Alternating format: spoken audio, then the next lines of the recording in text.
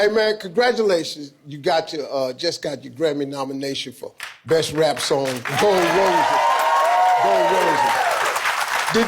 Did you celebrate when you heard you got the nomination? I did.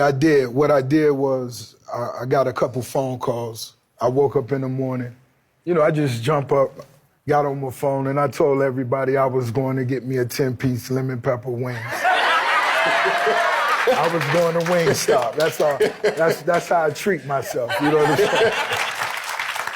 New York Times best-selling author. True. That's crazy. It's a blessing. Man, you with your memoir Hurricanes. This is the book. Pick it up. Pick it up. Pick it up. This is your memoir. It is.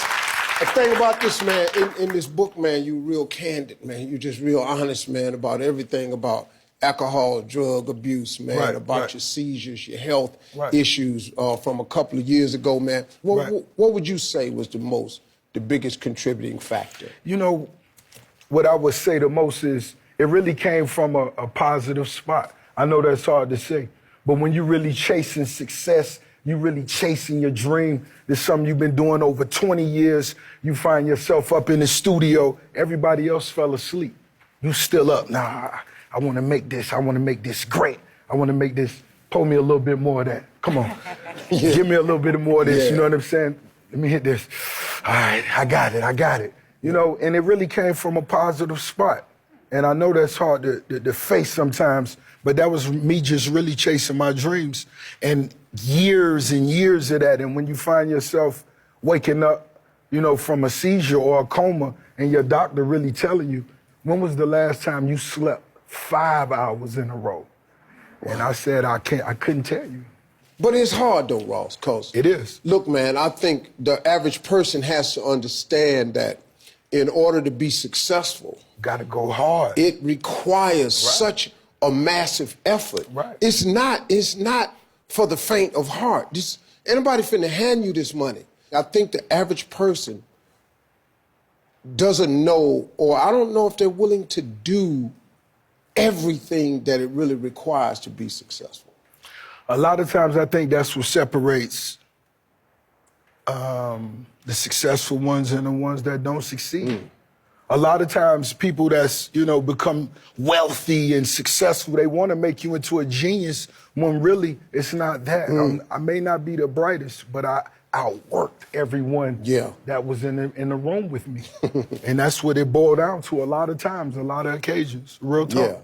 And you know, it's not to say, because I got in a lot of trouble on the internet because I said rich people don't sleep 8 hours.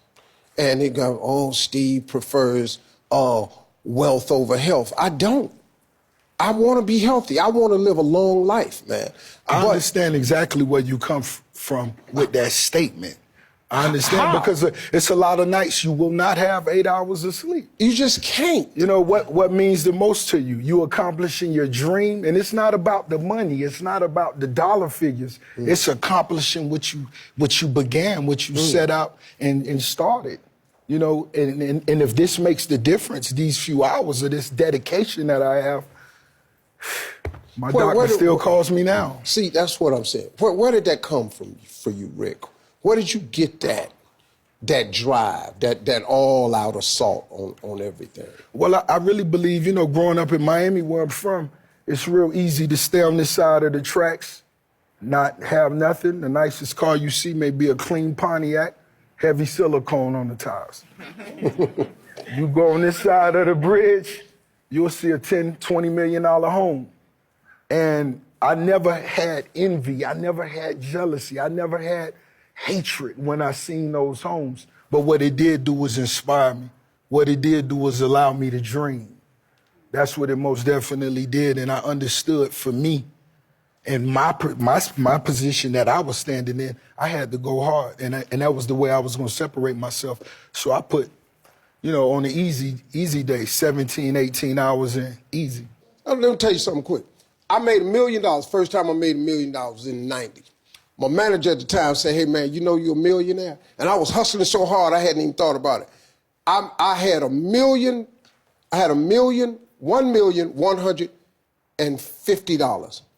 I took my staff to dinner, spent $2,000, Soon as the meal was over, he said, well, dog, you ain't a millionaire no more. I said, damn, dog, that was the most short-lived. I went out and celebrated. He said, dog, you ain't a millionaire no more. You down to 998,000 now. I said, I'll be damned. That's how hard it is. Now you got to get back out on the grind. At all times, and that's why I still consider myself a hustler. I like that, man.